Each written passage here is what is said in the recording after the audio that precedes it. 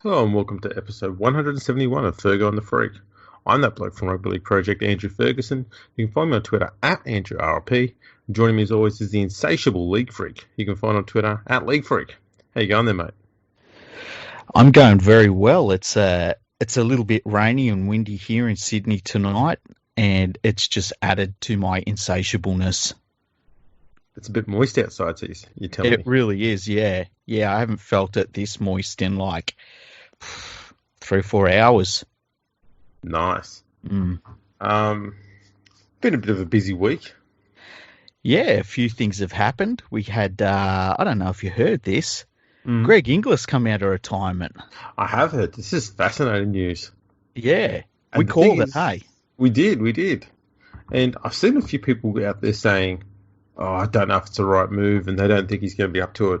I say bugger that. I think he's still going to be fucking fantastic, to be honest.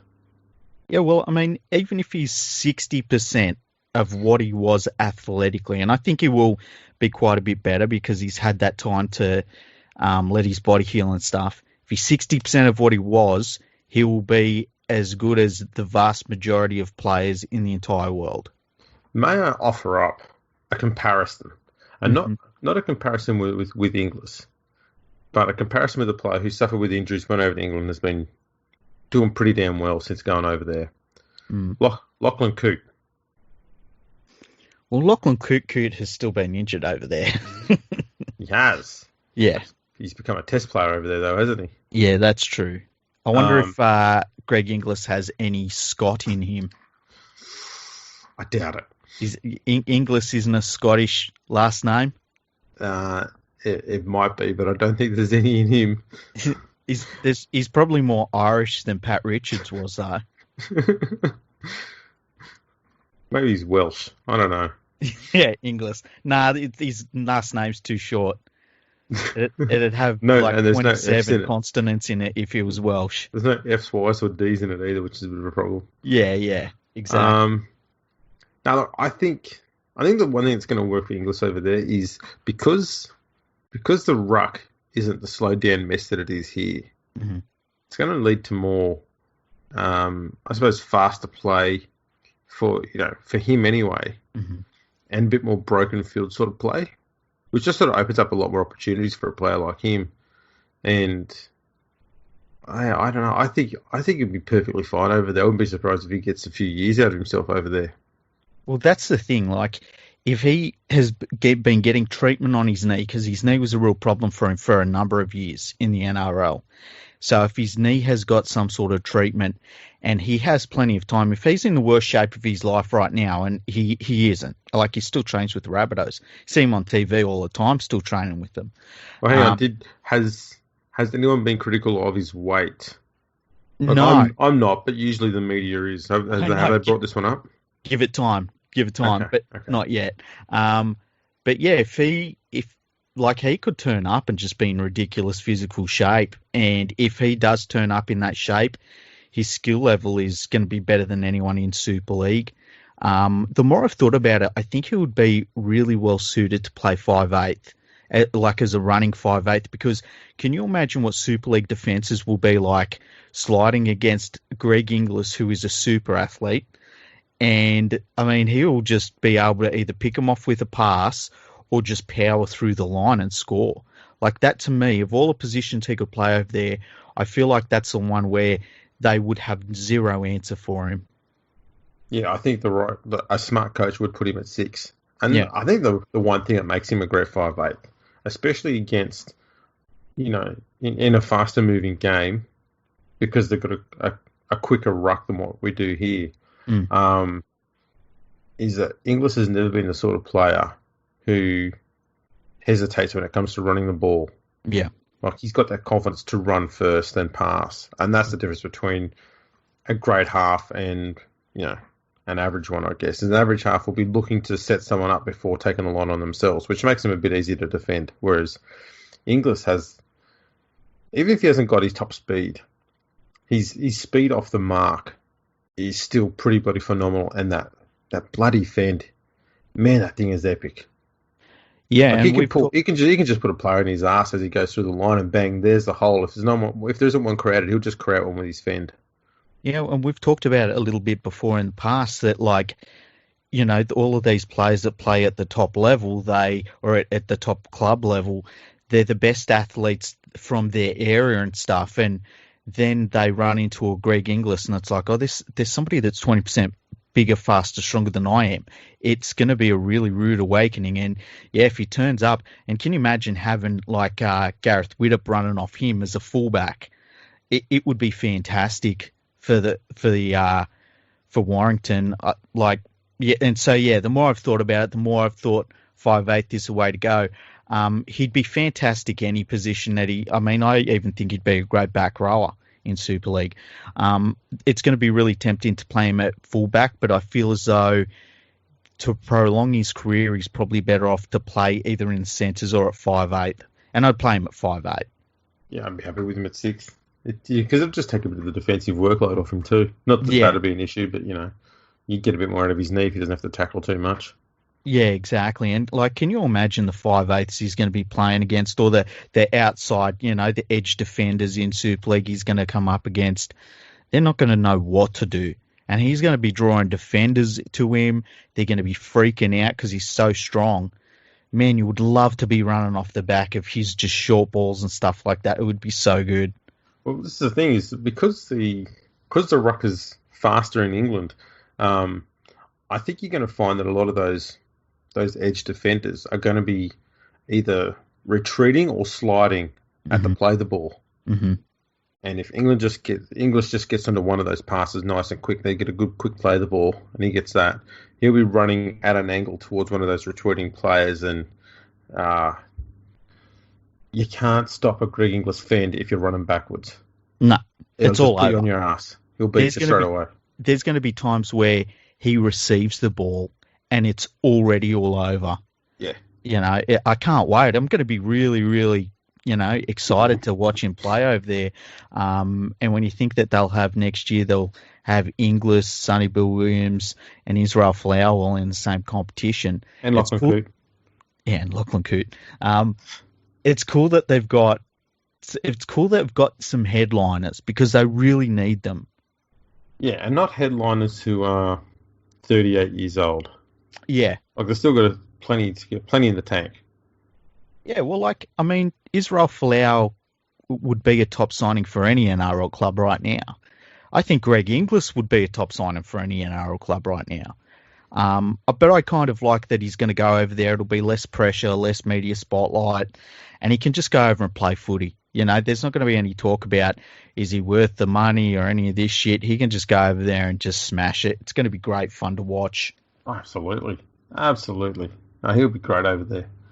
Now, a bit of a theme here. Mm-hmm. There's been a few players that are wanting to come out of retirement, and for the right reasons. They want to help the Warriors out and sort of give back to the game and help give back to the Warriors after the massive decision they made to try and help keep the competition at 16 teams comp and make everything easy for everybody else. So during the week, Sam Thaiday and Billy Slater have offered that, if needed, they can come out of retirement to help out the Warriors. And then, I think it was yesterday, Paul Gallen came out and gave the same offer. And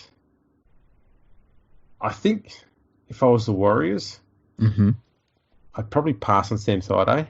Yep. Paul Gallen, though, is a tough one to pass up on. Because the last 3 years that Gallen was at the Sharks, I think was probably some of his best years. And it's because he wasn't getting in the fucking way at 5'8" all the time. He still did it occasionally out of instinct. But he was largely keeping out of the road. And it just meant that he was focusing on being a prop. And let's be honest, there's not too many props who've got the tank he has, can do the meters he does. And I think if he can still do, 70% of that, which I'm certainly would because, all jokes aside, he's always been the sort of bloke who's just got, a good engine on him. He's got that low centre of gravity, makes him hard to defend. I don't know. I think it'd be good for the Warriors to actually have two players in their side who can make 100 metres a game. Yeah, it'd be weird for RTS to be playing alongside another capable player. I don't know. I mean, I think that we've inflicted Tamworth on the Warriors. I don't know if we should inflict Paul Gallen on them as well. But he wouldn't be the worst signing. There are worse signings. If Gallen is honestly willing to do it, and the weird thing for me is when all those players that said that they'd come back, they were all Channel 9 employees, which kind of got to me a little bit. That's the thing. But if he really wants to do it, he should just do it. Like, stop talking about it and just do it. He could probably sign on for the minimum contract, and yeah, he should just do it. I don't know that Billy Slater would. Like Billy Slater, I think you'd have to play him on the wing. Yeah, it'd just be the wing, wouldn't it? Unless Roger Tuivasa-Sheck moved into 5'8" and Slater was at fullback. That's the only other way I could think of doing it. Yeah, I wouldn't want to move RTS from fullback purely because you'd be weakening one spot and not hugely strengthening another. I think they've got some good young 5'8s there. Yeah, and that's the thing. It's RTS, I think, is the second best player in the world. Like, I think he is genuinely he's an all-time great scale sort of player. So, yeah, I don't know about Billy Slater. The only other one that I would jump at that's newly retired would be Cooper Cronk. Yeah. I think you could, if you chucked him into the Warriors side and Gallen, and they were both like, let's just do a single season, we'll do it for minimum. All of a sudden, I'm looking at that Warriors side and I'm going, like, Cronk, Gallen, and RTS at the back. The other players just have to play half-decent footy, and they'll be a rotten side to play against. Yeah. So that's the thing. When I first saw Gallen wanted to go to the Warriors, I initially went, nah, that's just stupid. And then I asked myself, how many props currently at the Warriors are better than a 39-year-old Paul Gallen? That's because that's how old he'll be in August this year. And then I went, the fact that I'm thinking about this means that's probably not a bad idea. Yeah. And it's a bit of an indictment on the Warriors, quite honestly. Yeah, I mean, obviously the Warriors have had 2 or 3 players go down with injuries in the last month, and they're all forwards. Mm-hmm. But still, if I was to ask you right now, okay, you're the Warriors right now. You have to pick one of these final 2 players. It's Paul Gallen or Adam Blair. So it's not even an issue. It's just Paul Gallen straight away. That's right. And that's the situation they're in. I think if they really want to have a stronger forward pack and they want to get that momentum and get a few quick months of good footy out of Paul Gallen, this is the perfect opportunity here. I'd be getting on the phone to him and just say, Paul, that offer you made, you should spend a few weeks on the Central Coast. Yeah, and that's the thing. That's why this is a real unique opportunity, because it's not even like there's going to be a huge amount of travel for these players if they do come out of retirement. That's why I think someone like Cooper Cronk, and I don't think Cooper Cronk's been sounded out at all, but man, he could really play the whole season. And even if he said to a club, look, I'm not going to leave the Sydney area while I do this, he might still be able to play 85% of a club's games. Yeah. Cronk would be fantastic for the Warriors. It's not even just the on-field stuff. It's about giving those young guys they got coming through a genuine rugby league brain to guide them around for a year. Mm-hmm. That would be fantastic for those young kids there. Mind you, I don't think Cooper will play because, I don't know. Yeah, exactly. And this is what I always say. Stop talking, Paul, and just go and sign with them. Just do that. Yeah, I agree. One story that won't go away is this refs dispute, and it's been amazing to see how the media is all over Peter V'landys, and V'landys is running with that and pretty much Not saying, but very close to insinuating that, the refs are trying to sabotage the seas or something like that. And I thought, man, all the refs wanted was to be having this conversation about one ref, two refs, and some of the rule changes and stuff. And they're entitled to that. I don't care what any enterprise agreements are out there. I mean, there's some suggesting that the referees sign an agreement stating that any changes should be run by them first. There's other ones suggesting that they don't need to be told and stuff like this. But if you're a professional running sporting body, doesn't matter what sporting body, you need referees / umpires. You need them. You can't have the game without them. Mm-hmm. Why would you be putting yourself in a situation where you're opposing your very own officials? Yeah, and the thing is too, like, if I was going to make any changes to refereeing in rugby league, the number one people that I would consult would be the referees, because they're they're the experts in the field of refereeing, funnily enough. And they're unbiased. Yeah, like they haven't got a horse in this race. Yeah, they're not affiliated with any clubs. Their job is purely just to officiate games. Exactly. I think that I've said on Twitter many times, I am backing the referees 100%. If they go on strike, I'm backing them 100%. If it stops the season, I back the referees 100%. Yep. I think that this move just out of the blue to dump a referee, it messes up the refereeing structures. It messes up the way that they approach games. It messes up the way they develop the referee ranks. It's absolutely ridiculous. And to just have it done like the way that it was done, it's so silly. And, to have NRL officials attacking the referees is gross. It's completely inappropriate.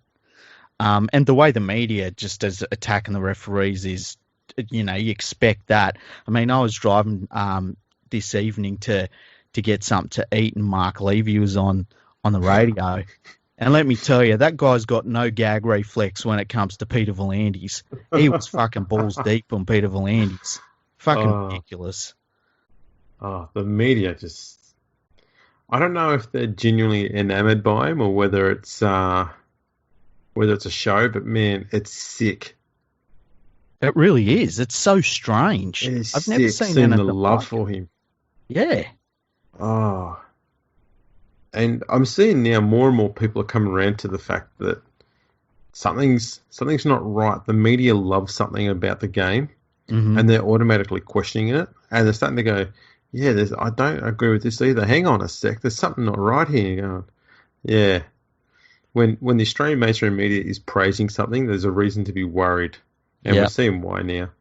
And I've talked to a few people that actually work within the game, and they have said it really worries them how much the media loves this dude, and they are very skeptical of a lot of the changes that he has talked about making. Yeah. I've seen a few people suggesting that this was it tackle recount thing that goes on instead of giving away penalties. Yeah. That he brought in. Yep. Was designed to help speed up the game. Yep. I want to address this because it won't speed up the game. That doesn't address the core issue. The reason why the game is slow is because the ruck is a fucking mess, and it's a mess because of all the wrestling. Yep. The only way you deal with that is by, as we saw at the start of 2018, you have two refs on the field, and you got one that's constantly got his eye over the ruck, and he's got the freedom to call a penalty whenever he wants when he thinks that it's been going on for too long. And yeah, we had a few games where there was 30, 33, something like that, penalties in a match. Good. So be it. Because if we start letting shit like that slide for too long, like we did in 2006, 07, 08, 09, 10, 11, all the way up to 2017, then it becomes part of the game and everyone's doing it. And that's exactly what's happened. And the start of 2018, we had quite a lot of unique results going on because the worst offenders in wrestling in the ruck were being penalised out of games, and they were being forced to have to change their style. Mm-hmm. And And we you were know that, we're just starting to see a good product starting to come out of it. And then Phil Gould and Buzz Rothfield had this massive whinge. Oh, there are too many penalties. Oh, the game is shit now. Just called the obvious ones. And this is the biggest criticism I have of Todd Greenberg at the time, is he yielded to them and gave them what they wanted. and that's the thing that the referees look at. What the referees really need is they need somebody that'll come in, say, "I will back you 100%." If you need to shut down a game by sending so many people off that a team has to forfeit, I will back you 100%. Just clean it up. Just clear the ruck up, and you've got my support. Now that's basically what they were told. But then as soon as Phil Gould and Buzz Rothfield, and you were right with the quote, it was like, just call the obvious ones. It's like, what obvious to who, Phil? You fucking idiot. And that was it. Todd Greenberg folded, and the referees were told, oh, no, we can't have this. Go back to the other way. And, you know, they never get backed.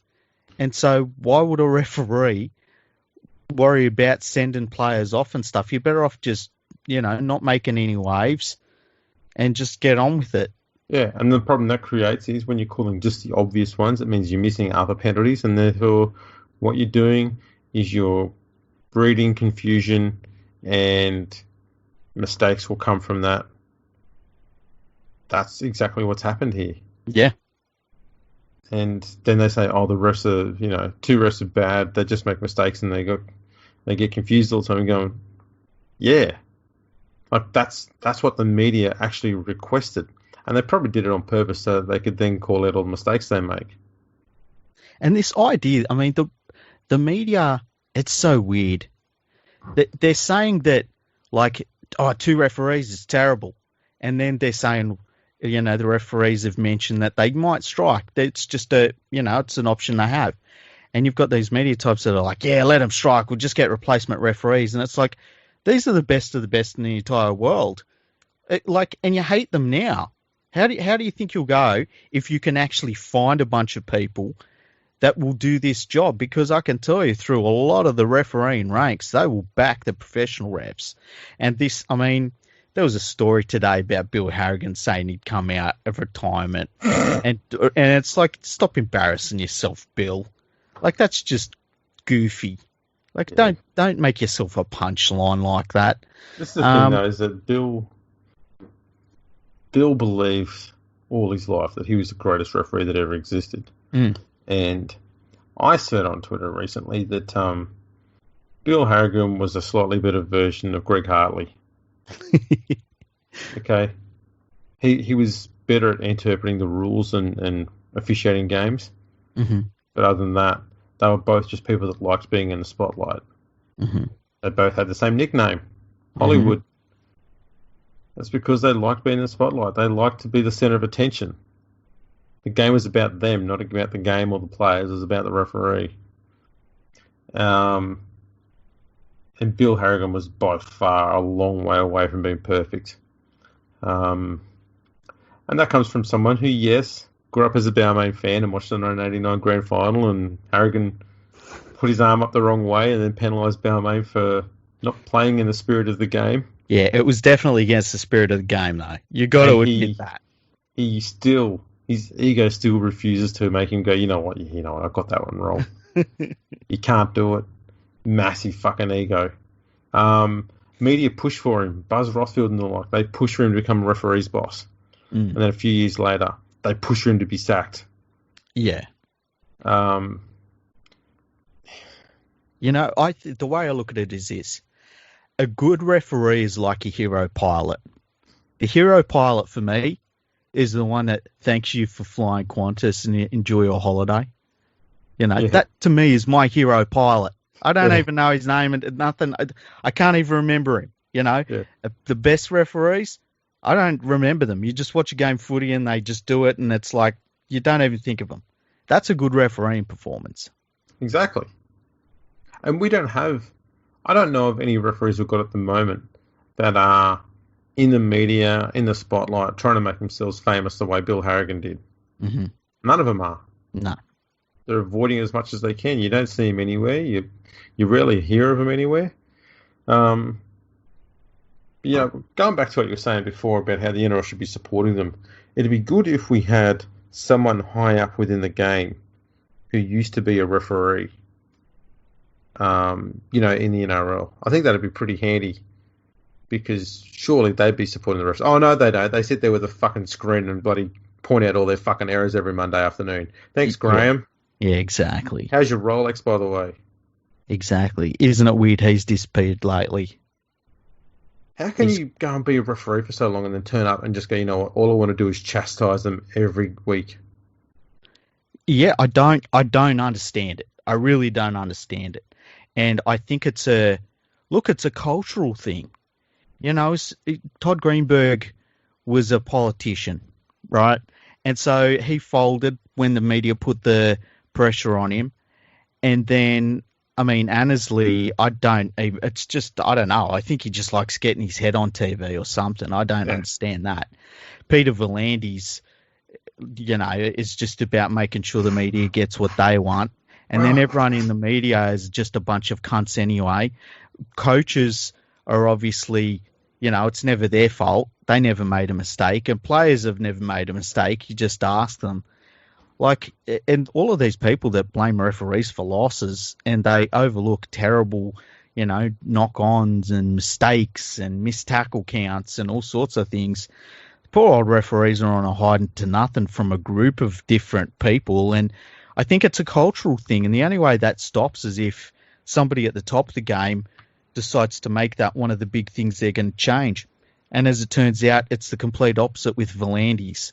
He's attacking the referees because, he sacked half of them basically, and he doesn't think they should have any right to have a say in that process whatsoever. Yeah. We're starting to see a bit of a cycle at the moment, and that is V'landys does something. It's generally pretty stupid. The media go fucking ape over how magnificent he is. Oh, man, this bloke is an absolute genius. What a legend. Mm-hmm. The idiots on social media who buy everything that the mainstream media says go, oh, isn't he fucking fantastic, blah, blah, blah, blah, and then it goes all over the radio, and then V'landys reads it all and goes, oh, look, I'm so popular, aren't I? Great. I'm going to do something like that again. And the cycle starts again. Yeah. It's horrible. It really is. And it worries me where the game is going to end up being by the time V'landys goes. There's a lot of talk that he'll do this next broadcasting deal and then go straight away, which would be, I mean, if he does that, the game deserves what it gets. If you can dupe the game into doing that, you deserve what you get. But yeah, I just hope the next dude is half decent at his job. We need the doctor. The Doctor 2 watches. Yeah, he needs to come in and just bring those 2 watches in, get the corner office. I'm sure he drives a Bentley. Ooh, he's got to be in a Bentley. 100% he drives a Bentley. Racing 100%. Green. He'd get it in racing green as well, too. Yeah. Oh, yeah. Yeah, British racing green. Yeah. And you know what? He would never put it out any higher than second gear because he just wants to cruise around casually, make sure everyone knows he's got a Bentley and 2 watches. And why? He just looks around saying, because if you're as fucking awesome as I am, this is what you get. I would bet your money that he has a driver. Oh. He deserves one. If he hasn't got one, he deserves one. Yeah. He's got 2 watches, right? Yeah. He's got to have his 2 hands free for something in the back of the car. I don't know what it is. I don't know what a name is, but he needs to concentrate on that. He's got to be busy. Busy man needs a driver. He's professional.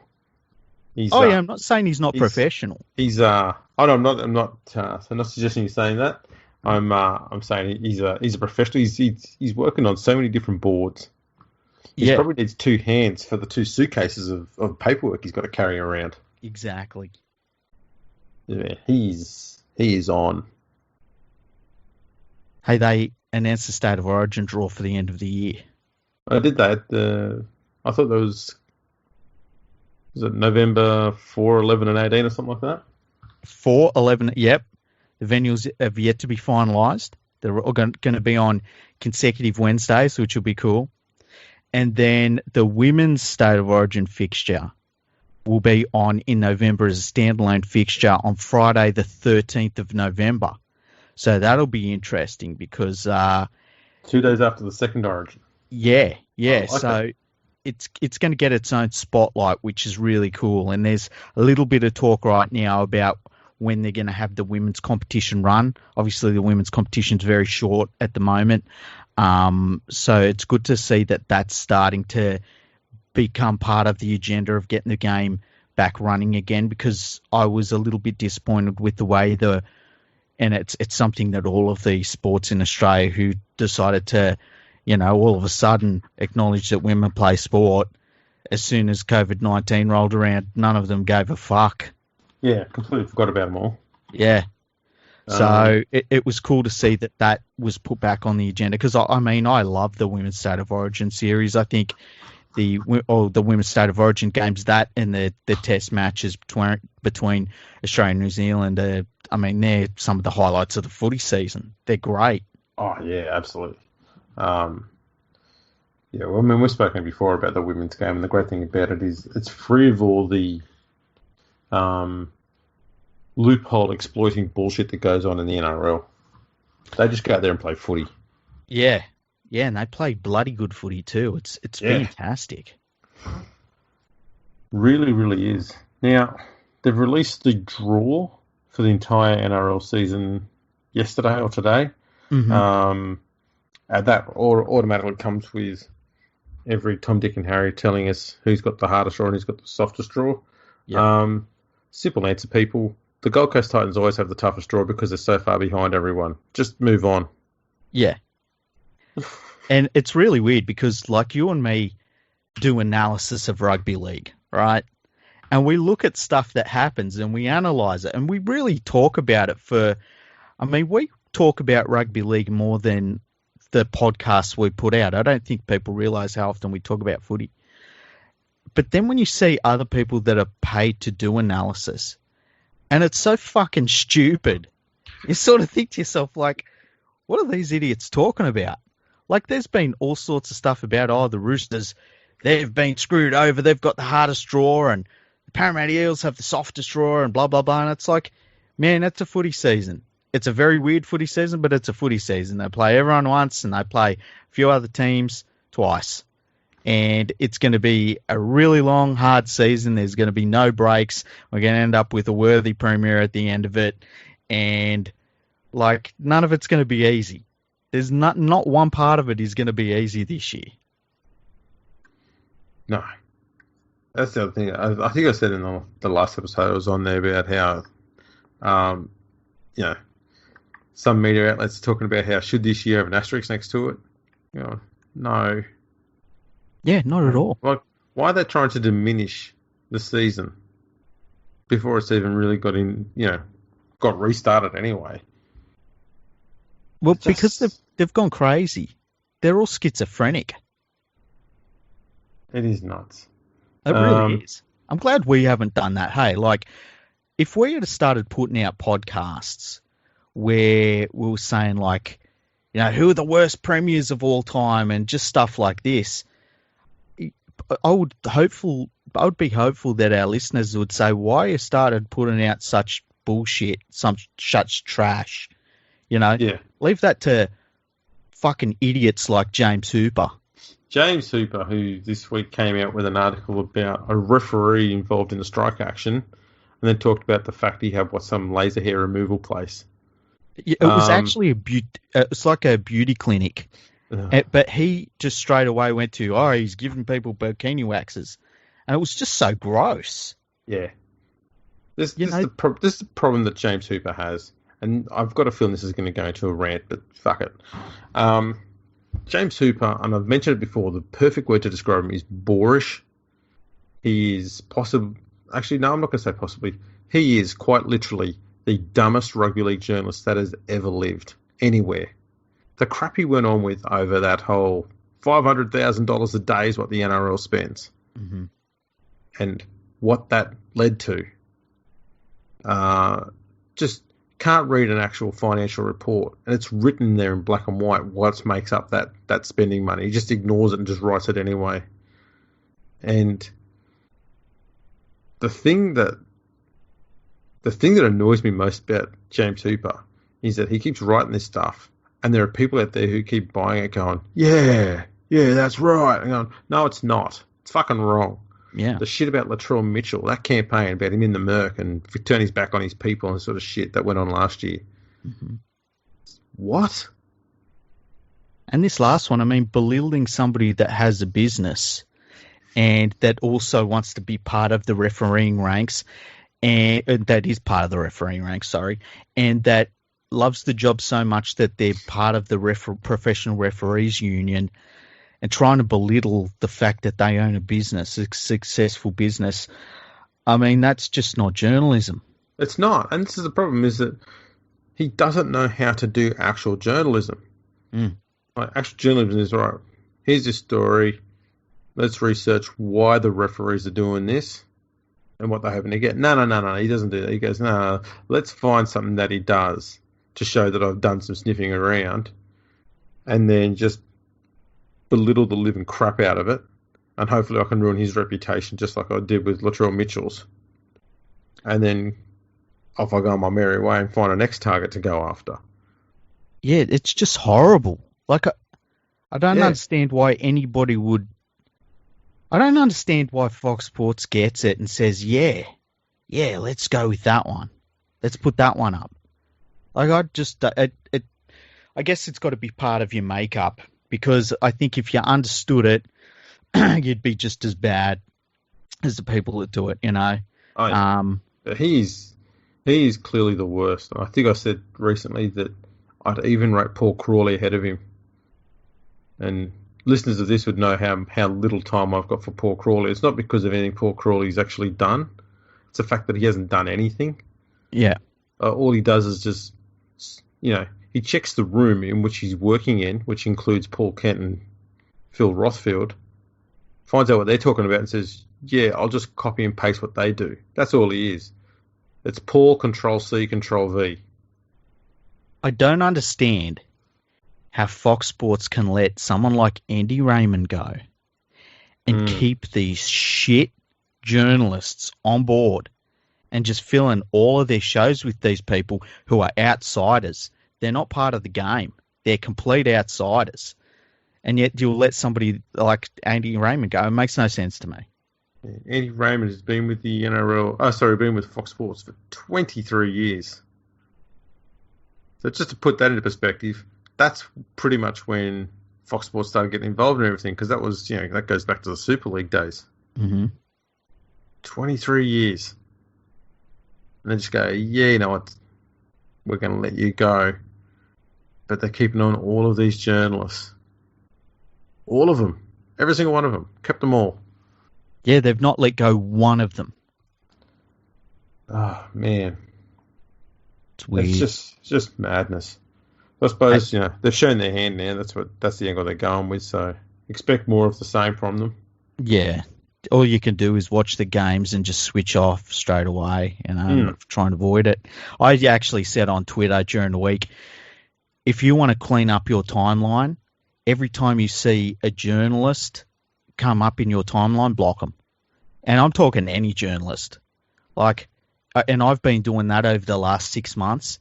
And let me tell you, my timeline is pretty damn sweet. When I look at it, it's very rarely filled with just the trash they come up with. And it doesn't matter if they're from South Australia and they're talking about, the bushfire response or anything. I just block all of them. And it makes things so much better on Twitter. So if you go on Twitter, and I know we've got a lot of listeners that are on Twitter, if you go on Twitter and you find that your timeline's just full of rotten shit, start blocking the journalist and you watch it clean up. It is amazing what a difference it makes. The problem you get with that, though, is there'll be dickheads like me who quote tweet them and talk about the shit they're saying. You don't even know what I'm talking about half the time. But What's he doing? But that's when you think to yourself, like, oh, that'll be some journalist. I don't need to know about that. You know what I mean? Yeah. It's nuts. It really is. They've gone really loopy since this whole, COVID thing came in and locked everything down, because it's like they had to go through with 2 off seasons, and one of them forced all the players to go indoors, which meant they couldn't do anything wrong, really. Yeah, true. I tell you what, if there's something for the NRL to learn there, that is every off season, treat it like there's a pandemic outside. No one's allowed outside. You won't have to worry about bad media for a while. Well, not on the players anyway. Can you imagine in like 50 years' time, people will look back on this year and it'll say one of the big scandals was TikTok. And they'll be like, what? They'll have to look it up, and they'll probably be able to find the video somehow, and it'll be Nathan Cleary dancing with a bunch of chicks, and you're going to be like, all right, okay, is that it? Was that the controversy? That's what pretty happened? Much it. I'll be looking back on 2020 and going, this is the year when the rugby league mainstream media became more hated than NRL players. Yeah.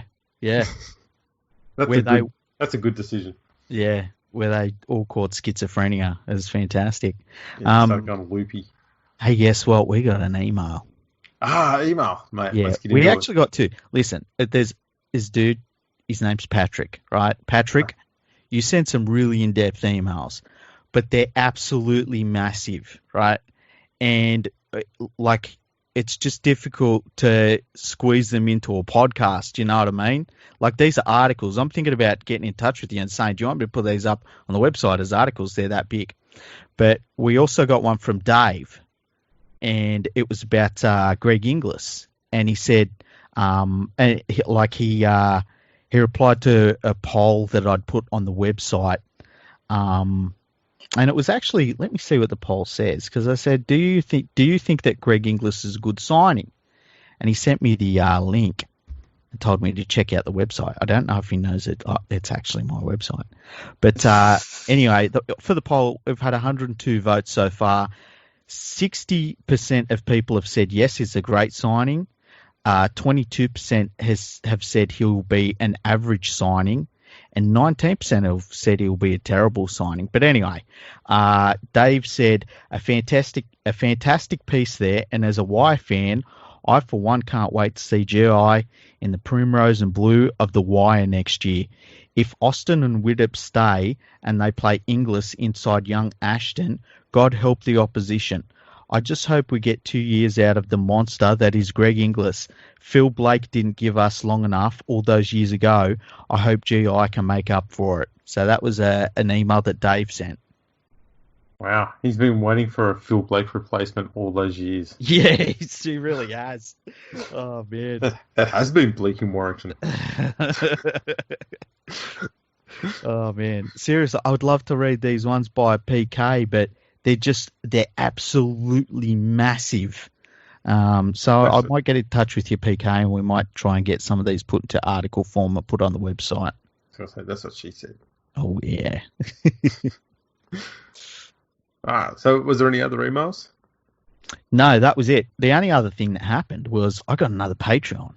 Oh, really? Yeah. Jack become an official Patreon of mine, so now I've got 7 of them.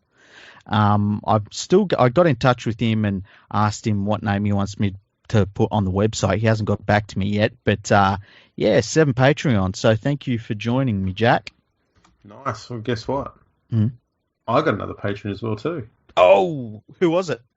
I'll keep all my patron names private. That's all right. Only because I haven't got around to asking them if they want their name published anywhere. Yeah. Yeah, I'm up to 70 again now. Nice. Wow, you got 70. Yeah. That's amazing. So all's going good there. I think I may have. I'm at this situation where I tend to get one and lose one and stuff like that. But yeah. Yeah. I've had 2 come in this month and 1 out. Okay. Well, as long as it's going in the right direction, and I know you and me, we both can't believe the support we get out of Patreon. I was actually talking to Katie today, through DMs on Twitter, and I was telling her how I got another Patreon, and she was my first person on Patreon when I started it up, and I said I didn't think anyone would jump on the Patreon, and so I've been absolutely shocked, and man, it's incredible when you put out stuff and you put out content and the podcasts and all the stuff that we both do, and you like people really really enjoy it. It's awesome. It's really awesome. Oh yeah. Something else that's awesome. Mm-hmm. We've had a comment, like a review. Really? A review, sorry. So it's from Berry's Mick. Okay. And he's just called it a go-to podcast, and he said, "It's my go-to podcast during my morning walk and coffee." Oh, nice. What's his name? Berry's Mick? Yeah, Berry's Mick. So I dare say he's a Bulldogs fan. Wow. That's awesome. So when he's listening to this, he'll have probably finished his coffee. He's probably midway through his walk right now. And what do you reckon he's going to be doing? He'll be smiling to himself thinking, man, I can't believe they read it. Well, yeah, he'd probably go, you know what? Because I have read it, I think I might just go home and just hate watch a whole heap of NRL 360 reruns and then hit Twitter and just call them all absolute assholes. Yeah. And thumbs up, Mick. If that's what you're going to go up to, mate. Thumbs up. Hope you enjoy the coffee. Yeah. I wonder what, like, I tell you what, Mick, get in touch with us, podcast@leaguefreak.com. Tell us what type of coffee you get before you run. Because coffee's it's pretty much 90% of League Freak's diet. Seriously, it is. And you know what? I've got this big, it's like a cartoon sort of Thor mug, but it's about twice the size of a normal coffee cup. And so I fill it about 3/4 of the way with coffee, and I'm slamming coffees lately. Seriously, it's terrible. That's fantastic. Mm. You can share what type of coffees you get. Tell us what type of coffees you get. It's well known that I just have my coffee black.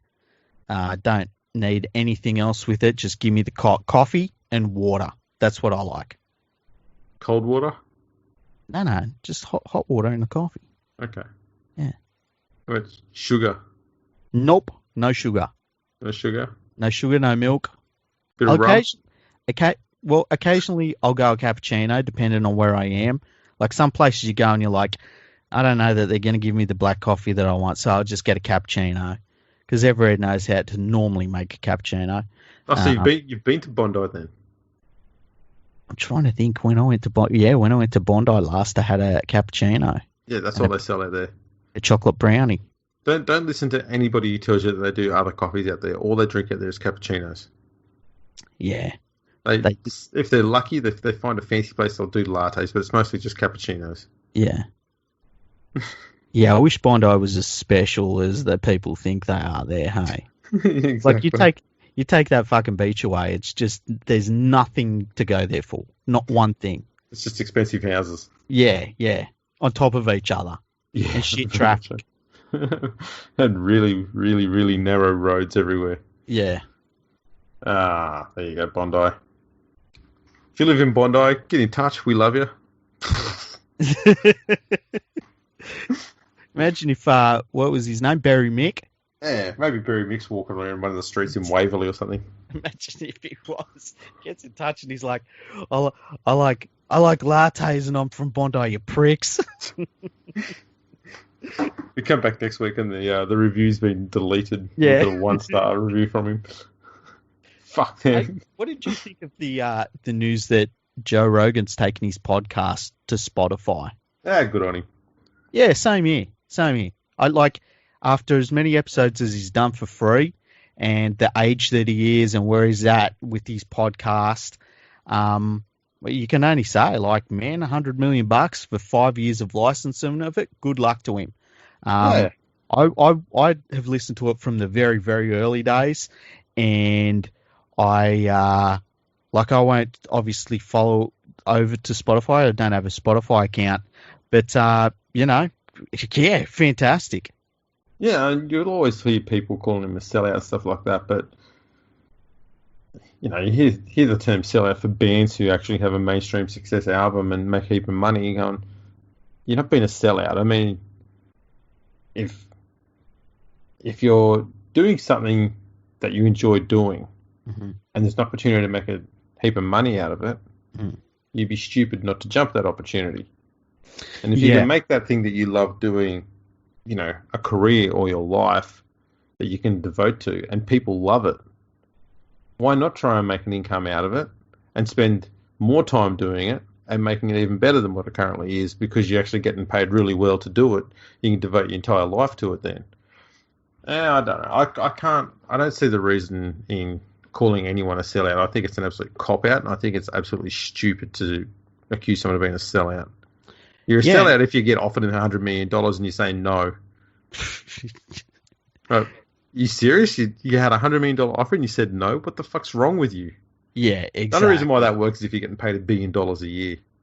Yeah, and the thing is too, like, he still retains ownership of his podcast, which is the main thing. And I've always said to people, like, own your thing, and you know all about it. Like, you own your thing, own your own thing, and don't work for somebody else's company, and that's still what he's doing. It's a licensing agreement.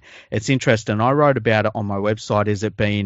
It's almost like it'll be the estuary move between podcasts and radio, broadcast radio. I think the way that it'll end up going is you'll get these sort of deals for the big podcasters where they'll get exclusive deals. And then I think the next round that will happen will be radio stations will start looking for people to be on the air that are basically repackaging podcasts, So it's an interesting time. And I guess there's going to be evolutions for different sorts of podcasts, If they offer us $100 million, what are we going to do, Andrew? Say yes. Yeah. I've already spent $40 million in my head. I've got $10 million left over because we're 50-50 in this. I'm fairly confident that if we got $50 million each, I'm fairly certain you're just going to hire Thor to be your butler. Hey Thor, get us another coffee. Just Thor, could you just do the vacuuming, mate? It's getting a bit really messy there underneath the couch. No, it would be Black Widow. I'd need Black Widow around me all the time. Say we got $100 million deal to go exclusively with Spotify or Apple or something, right? How many months would you be planning to get somebody new as a co-host, because you know that I will not survive having that much money for very long? 0. Like straight away. No. Like more a case of I wouldn't be planning at all. Oh, really? We just keep doing this until you die, and I just put the ad out on the podcast. Be like, okay, people, got some bad news. League Freak died. Who wants to join me on the podcast? I've always said if ever I won Lotto, I will probably die in a monster truck accident. Because I would buy a monster truck. You better believe it. Oh, there you go. I wonder what the accident would be. Just trying to drive over too many vehicles. People would be like, he was in his compound, and out the back of his compound he had like a dirt track, and he was driving in his monster truck, and somebody said, why don't you play air guitar? So he got out on top while it was still going, ghost riding it, and he was playing air guitar on top of it, and it rolled over and squashed him and killed him. Tragic story. Yeah, there'd be tens of people that'd be upset by that. Yeah. I'll tell you that I'll be upset. Yeah. Would you go to my funeral and say something nice at my funeral? Yeah, absolutely. Excellent. I need someone to lie about me. Yeah, I'll go there and say, League Freak was nice. No, you know what you do? The thing you do, you go up and say, you know what? We're really going to miss League Freak on the Fergo on the Who's It Going to Be podcast 3 times a week. Yeah, call me. Yeah. I'm so upset, but I'm taking applications. I'll be at the lectern up there, and I just roll down a little banner with all my contact details on it. Yeah. Just leave it up for the rest of the sermon. Yeah.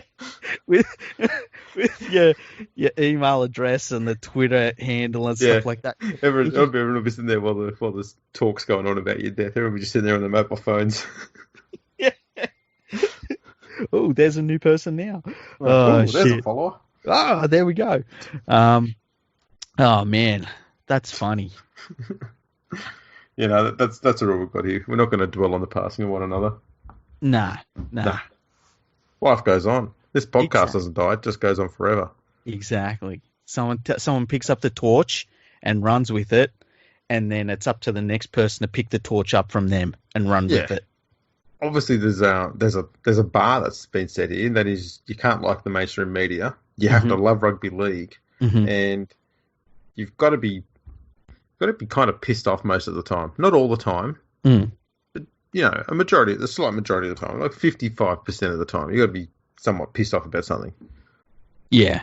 I think that's the balance. Yeah, I'm trying to think of any other like bars that you got to raise yourself to, and I can't think of any others. That's kind of weird, hey? You got a bit of knowledge of history. Yeah. Because that'll kick on to something else, okay? Because when I cark it, someone's also got to take over Rugby League Project. You poor bastard, whoever you are. I wonder if I should blood a successor on the League Freak, the whole League Freak thing. Well, you've got a few years before you got to worry about that. You know how Batman had someone take over from him, and I think it was Nightwing or something. I don't know. I'm not real sure either. That sounds like a car that David Hasselhoff drove in the 80s. That talked. Yeah. I got a toy one of those cars once on my birthday, I think it was, or Christmas one year. Was that one of the like almost remote ones? Yeah, and if you press down on the number plate, it did some voice recording on the lights at the bonnet lit up. I don't know if my one did that. My one, was it about a foot long? No, it wasn't that long. Oh, actually, it might have been. Problem with my one is, I remember watching an episode where the car was driving through like big puddles and stuff like that, and I went, "Oh, mine can do that," and the voice chip stopped working very quickly after that. I know. It started just going, I keep pressing the button, going, "Nothing's working." Oh, well, keep using it anyway. Mine was in a shed that actually got burnt down one night. Yeah, I lived in Mount Druitt. So, Kit, we should. I remember your Kit up there, the big shed in the sky. I could speculate on the how that fire started, but you know what? I won't. You know what? This is crazy. We had a ride-on lawnmower that was chained to the house that got stolen. What, the house got stolen? No, it's the ride-on lawnmower. All right. How? The ride-on lawnmower got stolen, and someone set fire to the shed. And, it's crazy. That happened when I was about, I think I was 8. Wasn't James Hooper's dad, was it? No, they wouldn't have come to our street. Did you see the? Sorry, I was going to say, did you see in the news that Danny Wilder got his right ear on camera again? I saw you going off about that. Oh, it was funny.